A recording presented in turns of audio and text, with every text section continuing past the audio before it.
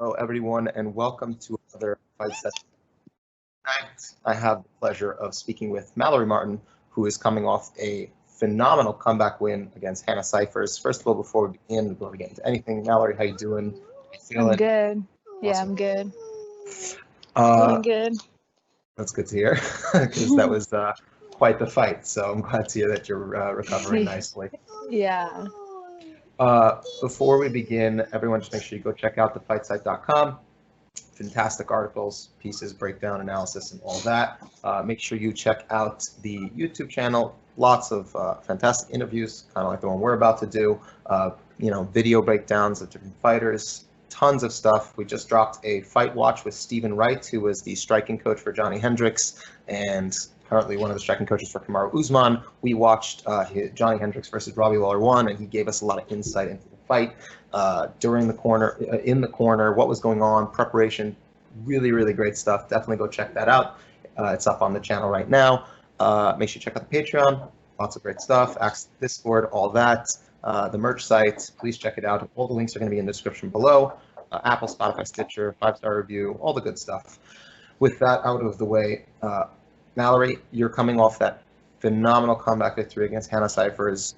You could see the emotion. I could see the how from your reaction after getting that finish. Just it's jumping the gun. I'm jumping to the end, but I just want to talk about how that fight felt for you. What was going on in that victory, and just tell us about the fight itself from your point of view. Yeah, so I feel like the first round I came out like a little too what's the word? Just too not as active, and I was maybe just trying to see what she was doing too long.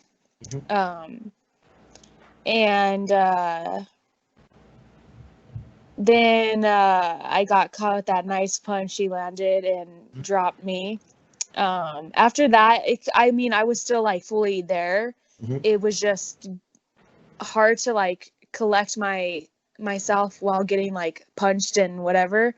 But I felt like I fought back to the best of my abilities. And then the second round, I was completely fine, and so I just I wasn't gonna wait anymore.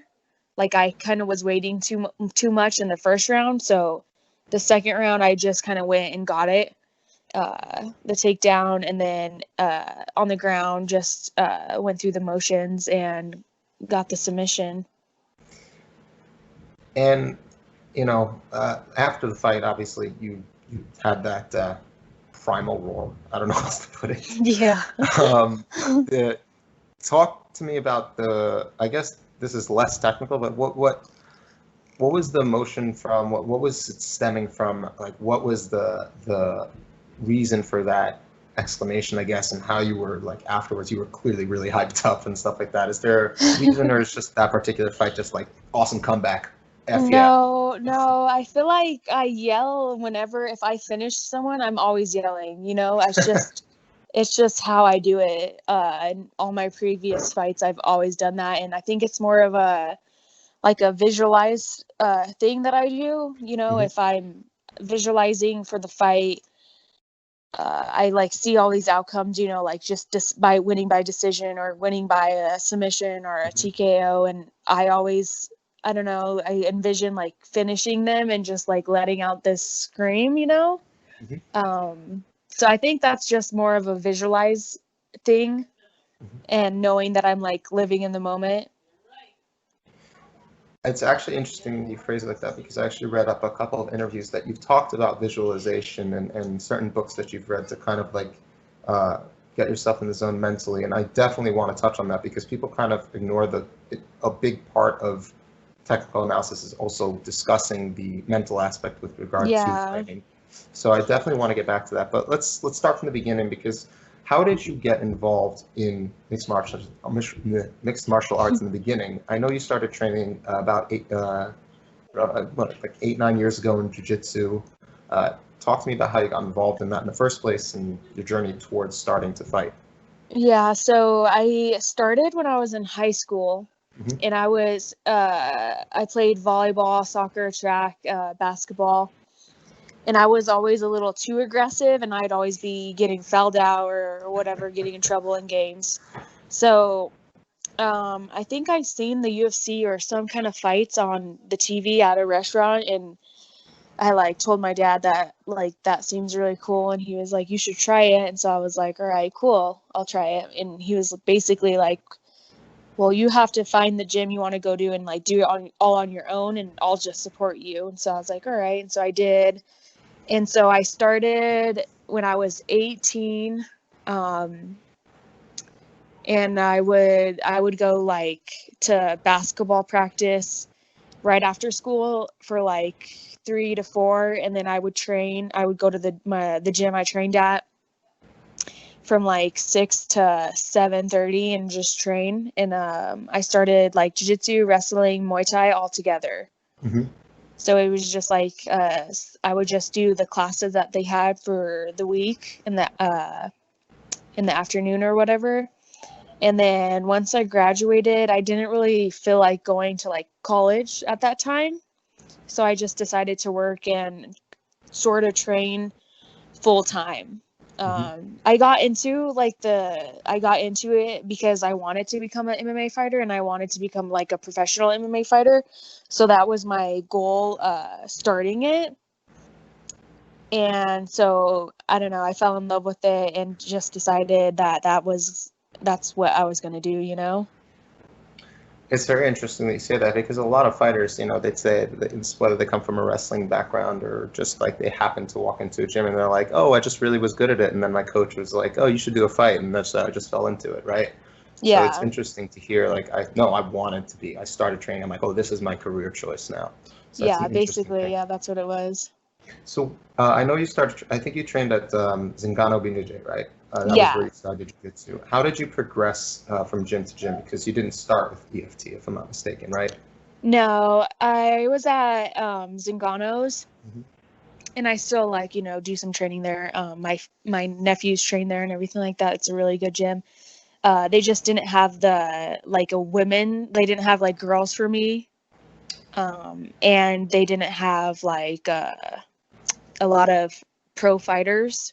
Well, you were So the it first. You were the first brown belt, female brown belt of theirs, correct? So that would make sense that you needed more to work more with. higher level, and then just being able to. I think like the main thing that is really cool with Elevation Fight Team is we have like a women's team.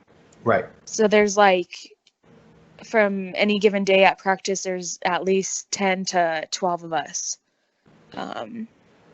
Which is like huge for all of us, because we have so many training partners and so many looks, and we're always like trying to just help each other out and improve and whatever. It's really cool. And it was super cool. Like me, Shauna, and Montana were all in camp, and we fought. Shauna fought first, I fought second, and then Montana fought last. So it was like really cool to be in a camp with these other high level girls in the UFC. And just putting it on for the team, Yeah, so I started there, and then I like went and lived in Thailand for 2 years, and I trained at Tiger Muay Thai, and then came back, and I fought a couple times, and then I had knee surgery, and I used to do like some of my sparring at Factory X too. I don't know if you know that gym. Of course. Because I didn't have girls to spar, so I would go out of and go to other people's sparring. Yep. But so I ended up having knee surgery, and then after knee surgery, I hit up Sean and one of the Lando coaches, Aaron Porter, and just decided that I needed to work with I needed a conditioning coach to regain strength in my knee from surgery. And so then I reached out to Sean and was looking for like a gym to spar at. And so initially I just started going over there to spar, but I knew once I got there that it was just that's where I was supposed to be, just it's a great gym, and how they have their training and schedule, I loved it. So this camp, I did my whole camp there, and it was amazing. I loved every part of it. Well, yeah, I mean, you're not going to hear any arguments from me on an EFT being a great gym. That's for sure. Yeah. There's a reason. I am developing a bit of a reputation among the staff as an EFT simp. So it's getting I'm getting teased about it. But we all have our camps. I think one of our other interviewers, Phil, he focuses on AKA, not AKA, Nice, sorry, yeah. ATT. Oh, Sorry. ACT, yeah. Yes, absolutely. So he's done a bunch of interviews with their fighters, a bunch of their coaches. I think they're trying to set something up with Poirier now, but I'm not sure when that's going to happen. Nice. So I wanted to actually talk to you about your ACL injury because I also have blown out my ACL. Um, what was your recovery like coming back from that? Because I know when I was recovering and trying to come back to competition, it was after the physical portion, it really mentally drained me, right? Like it was very Oh, hard for me to wow, trust my really? leg. Very hard for me to trust my leg. And one of the black belts at the gym, I train at Marcelo Garcia's, so he was like, dude, your strength is there, just trust your leg. I can tell you're favoring it and you're not really pushing off it. And this was before competition, so I kind of needed that kick. Yeah. What was it like for you coming back from that, both physically and Oh, mentally? I was the complete opposite. Like, I had complete trust in my knee because the way I tore it, it wasn't like, I mean, I guess, I don't know. It was more of like what another person did to me. Hmm. Does that make sense? Like, it Yeah. wasn't anything that I did to myself, basically. Oh yeah, I was It kind was of. uh, like someone landed on me wrong or something I like that, see. you know? Right. Or I So like complete turned wrong, accidents. or like they were trying to sweep me and I like planted my foot or something like that. Right. So I don't know, like my mental side, I feel like is my one of my best like skills, I guess you would say, because I like when I started training, I think I started like doing boxing around like 3 months, and then I was drilling around 4 to 5 months, and then by 6 months it was like full contact. Right. And then I had my first fight back to in MMA 9 months after surgery. But that whole time, like I didn't really like my first sparring and maybe my first like rolling live. I like was a little too hesitant. But as I like kept rolling and sparring, I felt like I didn't think about it at all. Wow. Yeah, that's complete opposite of me. Took me like Yeah. 3 to 4 months before I could just go back to normal, I guess. And a Yeah, and competition. I think that happens with a lot of people because my friend also, she's not a fighter or anything, but she had her ACL surgery about a couple months before me, and she like struggled with her physical therapy, getting back to like doing squats or just like jumping on a box. It was really hard for her. But I Right. think like because she doesn't, I don't know, have that trust, or she doesn't use her mind to kind of like not think about it, or I don't know. I don't know what I did, but I just was like, it's fixed now. It's good. I'm ready to go kind of attitude towards it. So let's actually segue that into the mental discussion because I know you've talked about in the past how you really put a focus on building your mental strength. And as a fighter, I think that's something that's overlooked a lot. You've Hmm. mentioned, getting in the future. I don't know if we currently have one, but at the time that you were talking about getting a sports psychologist involved in your career at some point. Talk to me about your viewpoints with regard to mental training and how important it is to you, obviously, but also why do you think maybe fighters don't necessarily engage in that as much? I feel like it's hard to, like, at first, it's very hard to stick to it.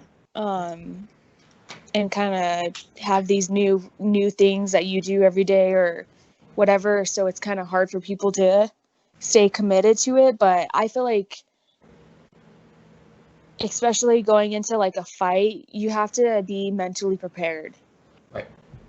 And I don't know, I feel like I've read enough books that I know how to prepare myself mentally and use things in my mind and just visualization, I guess, to prepare myself mentally.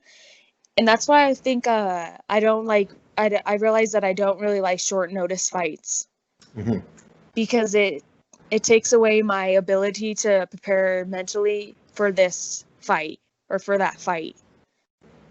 Right.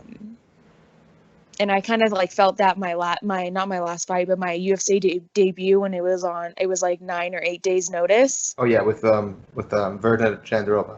Yeah, and I felt like I didn't really prepare myself mentally for that, and I think maybe that took away from my abilities. Mm-hmm. But I think the mind and visualizing and using that is a huge aspect of the game, and I did it before, like as an amateur. I've always been like into it. I listen to like a lot of what is it called? Motivational speakers like Mm-hmm. Eric Thompson and a couple other guys. Mm-hmm. But then I came across this video of Mike Chandler, and he was talking about this book. It's called Mind Gym. Okay. And so I read the book, fell in love with it, and after that, I would just read the book every fight camp, and then just do what the book says, kind of. But yeah, I read a couple other books that have been really good, and Sean, he's really good. The striking coach at Elevation, Sean Madden, he's really good at like guiding you through like a visualizing for your fight camp, and not for your fight camp, but for the fight itself. So like fight week, he would put us like after working out, he would guide us through how weigh-in is and how the fight's gonna go, and like so you're not just visualizing it, you're like getting guided through this vision. So it's he's pretty helping cool. you. He's helping you along that path towards that visualization of how the fight should and go. you're like visualizing it in your mind, but he's talking you through it. It's really cool. I loved it so much. It was awesome. And other than visualization, are there other specific things that like get you kind of into that zone, into that mindset that you need, like specific actions that you take? Just curious about that as well. Like besides just visualizing? Yes. Yeah, I do breath work too with my breath work coach. It's What the F State of Mind on Instagram or whatever. She's really cool. But so she like will guide me through to like she'll like put me through a breathing workout, kind of, I guess you would say. And I feel like that helps me a lot too, because during that time I'm also visualizing, but I'm also being able to control my breath with it. But other than that, I don't know. I use visualizing a lot, and affirmations. Okay. Affirmations are important, I think, as well. And I've also started to do like a little, not like a journal, but like, so after sparring, I would say like 10 to 12 things that I did good. And then I would put 2 things that I needed to work on. And then I would just do that every sparring and try to improve on the things that I needed to work on, and keep working or keep doing the things that I'm doing good. I feel like that helped too, because then I'm like more conscious of what I'm doing right. And then knowing, like writing down what you need to work on, I feel like helps, because when you're at training and you're like, this is what I'm trying to work on, it you just remember it more. Absolutely. And now I want to actually pivot it towards, your style and your fighting abilities and what you display in the cage and what you're obviously going to be working on growing in the future, because I think it's fair to say that from watching your fights, at least, you tend to do a lot of your best work moving forward and pressuring, which is, it's in MMA that tends to make sense as well because of the cage, and especially you're really excellent grappler, top control, ground and pound. So was that just first of all, was that just your naturally, that's how you were drawn, that's just how you fight, or is it something that you discovered and you were kind of pointed in that direction? Because it depends a lot on the fighter. No, I think that's just my style. Like once I started, that's just how I fought. I never really move back. I'm always trying to like kind of stalk my opponent. But I also, so I was watching have you watched The Last Dance on, about Michael Jordan? I didn't get a chance to. That's very unfortunately my watch time is It's not slim. as it's a little bit slim at the moment after the second kid. She's only 7 months old, so Aw. I mean I love her, but she's cutting into my watch time and I have a lot of things I need to watch on Netflix. Yeah. I don't know. So if you, I don't know, basketball or whatever, Yeah, I I played know. basketball for a Hmm. while, like in middle school, high school, and I was very aggressive and really good on defense. Right. Um, just like stalking my opponent or stalking the person in front of me, trying to get the ball, whatever. And I realized that I think that helped me in fighting after Okay. watching like The Last Dance with Michael Jordan. Just because you're like always trying to get, I don't know how I like related it to basketball, but I did. And I feel like that's why I'm really good at controlling where my opponent goes and kind of like stalking them in a controlled way.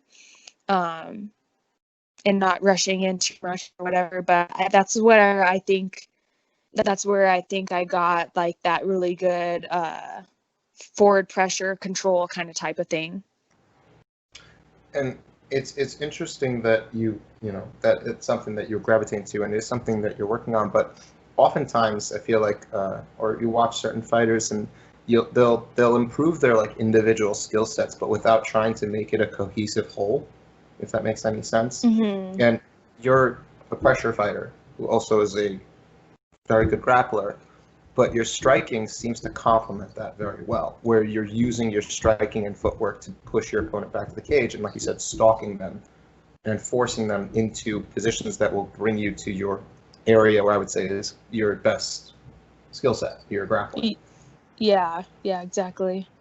And with that in mind, specifically about the Cifers fight, which is where you said that you weren't really doing that as much, and you were kind of like waiting a little bit more. And people don't realize this about Cifers because she hasn't had the best run in the UFC, but at the same time, if you look at her record prior to the UFC, she's got a bunch of knockouts. She actually has I half her wins by know. knockout, and you know what she displayed against you actually was like really interesting is that she kept she was changing levels on you with her striking, right? She kept going to the body and was kind of like, Yeah, she set me up.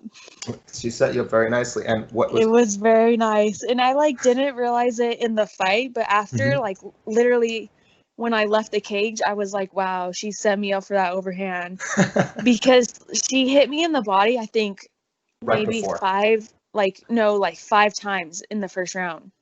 Like that's all she was going. She was going jab body, jab body. And so I was like, all right, like I don't know, I didn't realize like she was setting me up, and then instantly after the fight I was like, man, she set me up clean with that overhand, huh? Like she was jabbing to the body trying to get me to drop my hand, and it did. So She props to GSP her. Sarah'd you. She GSP Yeah, that was Sarah'd you almost. awesome. That was awesome. And what's interesting to me is that often everything you were doing after that is what really impressed me because you were obviously, you were hurt. You were clearly still there. Yeah. But you were doing a lot of the things that, not just the fight back, quote unquote, where you just swing wildly or cover up. You were Mm-hmm. actively working to stifle the strikes from coming in. A lot of clinch work, Yeah. trying to allow, if she pulls you into guard, okay, I can defend a lot more easily or at least get my bearings from the bottom and protecting yourself. Uh, is that something that I know that certain fighters talk about how they train for when they're hurt or they have to act like they're hurt and in the round and just survive? Is that something that you actively train as well? Like if you're hurt, let's get the clinch, let's stifle the opponent, or is it something like that was just, you know? No, I think it's just like it's just a thing that you do. You have to know. Um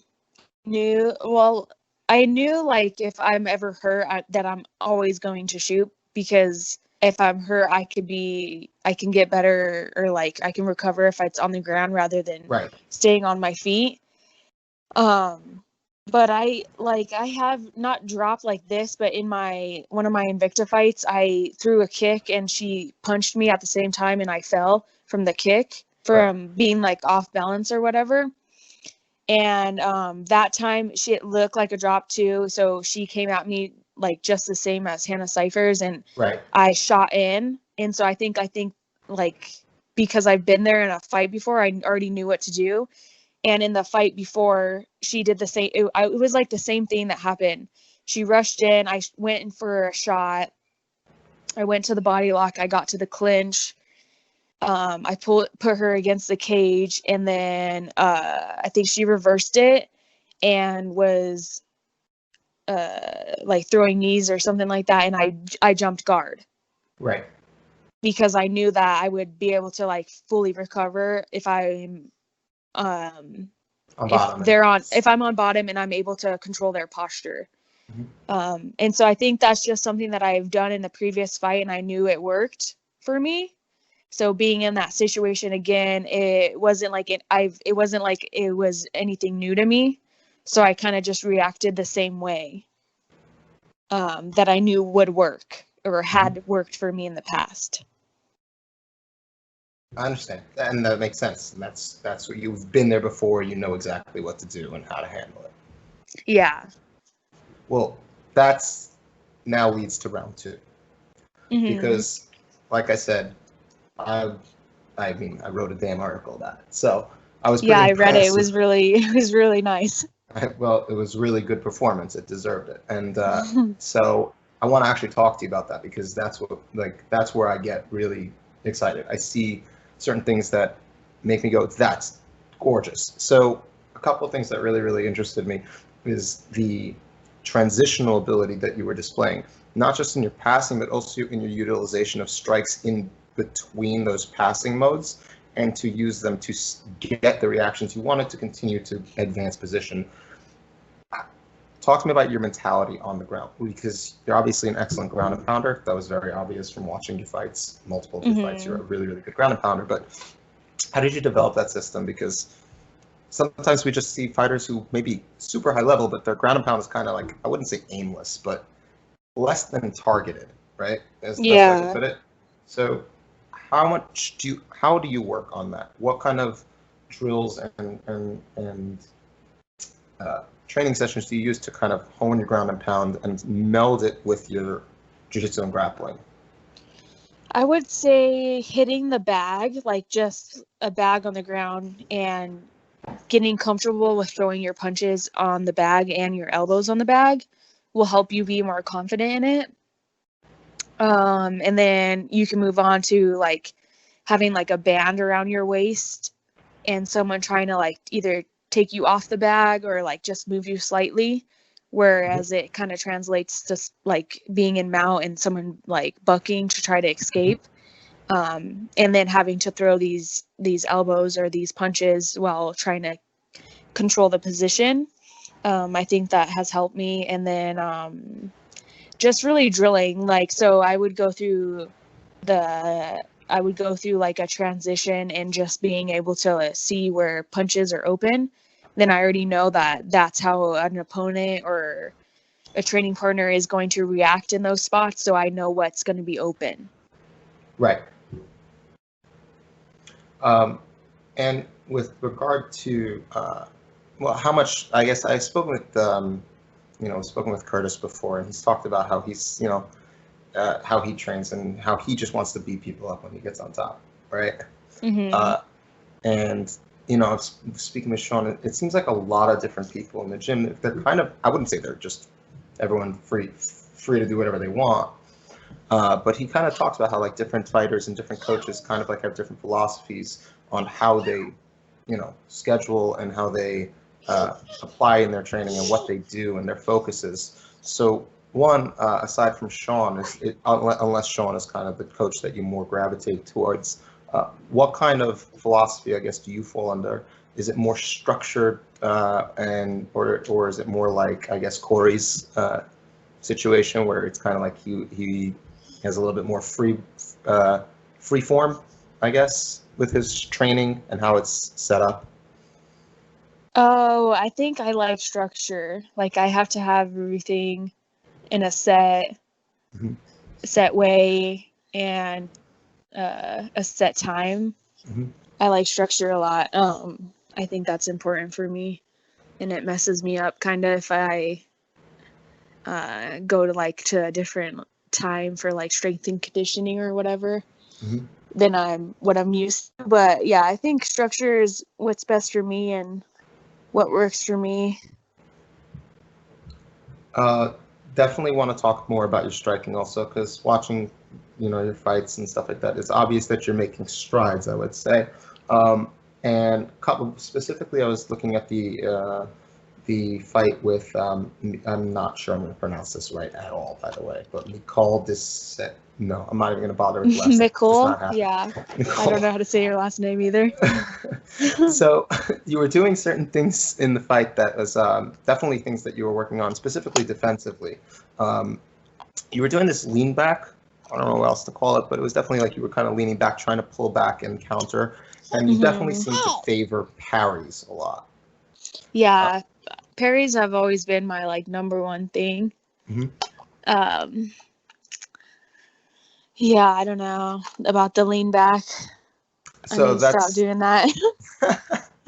so that was the next question because I was like, but you kind of got hit a lot when you were doing the lean back. Yeah, I'm like, that's actually something that I've been trying to not do.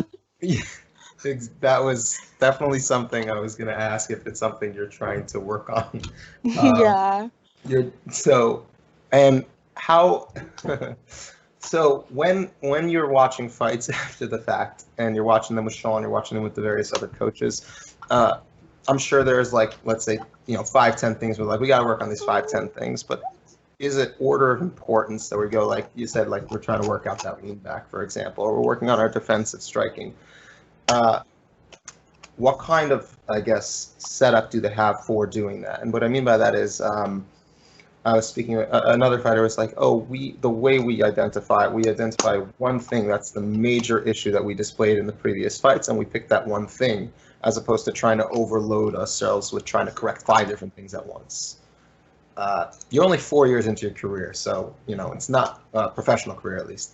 It's not like you're pretty. I guess I wouldn't say you're a noob, but you're up. You're not a Yeah. crusty vet yet. So, what kind of focus do you and the coaches kind of put on your improvements, or is it kind of just like right now, just let's do everything, get you as much experience and as much training as possible, and the little things we'll put in as we go, or is it you focus on Um, specific things? I think it's specific things. Like for after my last fight, it was defending the back, Mm-hmm. and I feel like just this camp, I've gotten, I don't know, a lot better on the ground defending the back and uh, getting out of mount or getting like reversing positions. I feel like I improved a lot on, and it really showed towards the end of camp when I wasn't even getting in those spots anymore. Right. Which was like it's huge coming from the beginning of camp where I was giving my back up and then having to defend the back and or defend the mount and all this stuff. And then I just decided like, there I have to get better. So I did whatever. Um, through tons of drilling and towards the end of camp, like I wasn't ever getting into these spots anymore because I was just better. Right. And I think that's the way for me is like just picking something and picking like the main thing of the fight and just getting better at it. So obviously like the lean back has been an issue for me. Um, so like even this camp we've been working on not leaning but kind of pulling and pushing or like pulling out of the way, like using both my feet to get out of the way and then countering with a punch Mm-hmm. or a shot. Um, but this time I like obviously I didn't move my feet with me. I just moved my head. So the main thing basically for this fight it would be doing a full pull and getting my feet to move with my head basically. Bring your feet with you so you keep yourself self-centered as opposed Yeah, to instead of just leaning. leaning my upper Right. body and putting myself off balance. Right.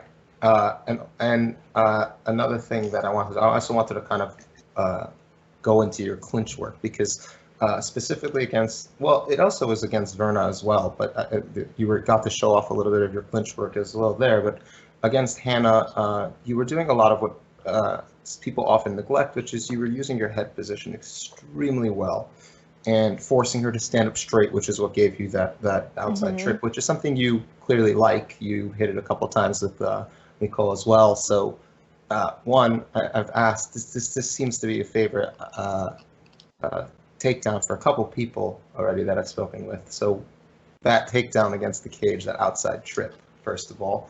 And secondly, head positioning and stuff like that, is that an emphasis that's put on at the gym and like just get that head control, get that head position no matter what?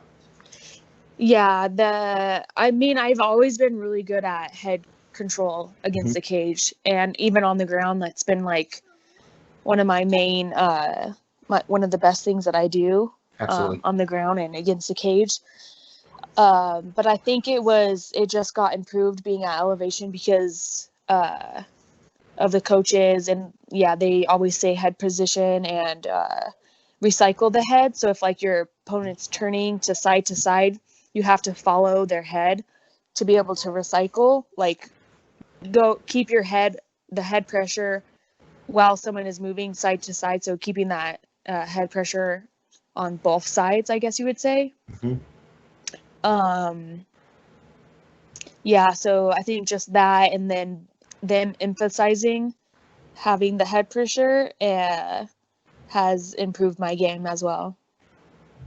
I think it's an essential portion that oftentimes you'll just see people against the cage and they're just leaning on each other and there's no head control. They're just putting the head on the shoulder. Yeah, it's crazy. It's crazy actually, at even the highest level, how much people don't use their head against the cage that I've noticed. Going forward though, you're coming off that big win, performance of the night. Congrats on that, by the way. I'm sure that's a very nice bonus. What's next for you? I know you said you don't like to take short notice fights, obviously. I'm not really a gossip type person. When I ask this question, I mean it from a perspective of scouting your opponents. Who do you have somebody that people that you're looking at that you would like to fight next, that people that you're keeping an eye on as you try to move up the rankings, that you're scouting in advance, or is it something just like fight anybody as long as you give me enough time to prepare? Yeah, it really is, but also like yeah, it really is just whoever comes, because I've also have had a couple opponents who like didn't want to fight, But I think the next thing for me is I'll probably fight in like end of November, early December, and it'll be probably, if she's not injured. I knew she also got injured. Or possibly that Pollyanna, she fought the same night I did. Yes, and she got the armbar. I wrote about her too. Yeah, so I think that would be a fun fight, and she also wants to fight, so it would be easy matchup. That is a very interesting fight, and I'm assuming it's gonna. I'm hoping you both don't do the two grapplers cancel each other out and put yourselves in a. Please don't do the kickback. I didn't think of that. That could definitely happen. No, I need to see I need to see you guys exchange on the ground. There's no. No, obviously I'm gonna play my game, but I could see how that would happen. That I would be. I'm waiting to write about it. So if that happens, there gotta be some ground fighting for me there. Kind of towards the end, I'm not really sure how much else that we can speak about from a technical perspective, but kind of like things that you personally want to improve on, I guess, is a question that I'm going to ask. Obviously you saw like you're working on your striking defense, and is there something now that you're currently working on coming off the fight with Hannah, I guess? Oh, nothing that I can, nothing technical. I don't think. I mean, the second round was pretty flawless. So there's not much. I mean, obviously on everything on the second round I can obviously improve on. But yeah, Not sure I agree with you there. Not, yeah, I mean, just like maybe tightening it up a little more. But yeah, I don't really think anything really technical besides the stand-up portion of it. And are you still feeling, I guess, where are you comfortability wise compared to the ground game? Obviously, where are you at with that? Because again, you've only been fighting a fish professionally for 4 years. You know, what is your comfortability factor, I guess? For stand-up? Hmm.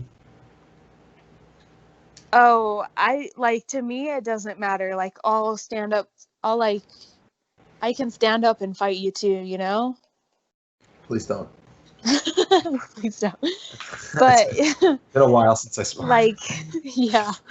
But it obviously doesn't matter. Like, for each fight, I'm obviously going to have a game plan, but if it doesn't work, then I'm totally okay with keeping it standing as well. All right. Well, I'm looking forward to watching you continue to I guess, grow in that phase, and I'm definitely looking forward to your next fight. If it is Thank against Pollyanna, all right.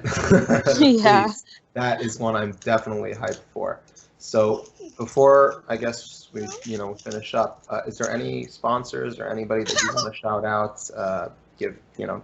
Please, you have the floor. Oh, just my team, Elevation, all the girls, and my manager, Danny, my breathing coach, What the F State of Mind. And yeah, just my family and friends for all the support. And where can people find you? Obviously, Twitter, Facebook, Instagram, just Mallory Martin, search you. Yeah. There you go. All right. Well, Mallory, once again, thank you so much for joining. It was a pleasure to talk to you, to pick your brain a little bit. Congrats again on that phenomenal performance. And the bonus. It was well deserved. Can't wait to see your next fight. Hopefully it's in November, December time, and maybe we'll do this again sometime, and love to pick your brain some more. Awesome. Thank you so much. Absolutely. Have a great night. You too. Bye.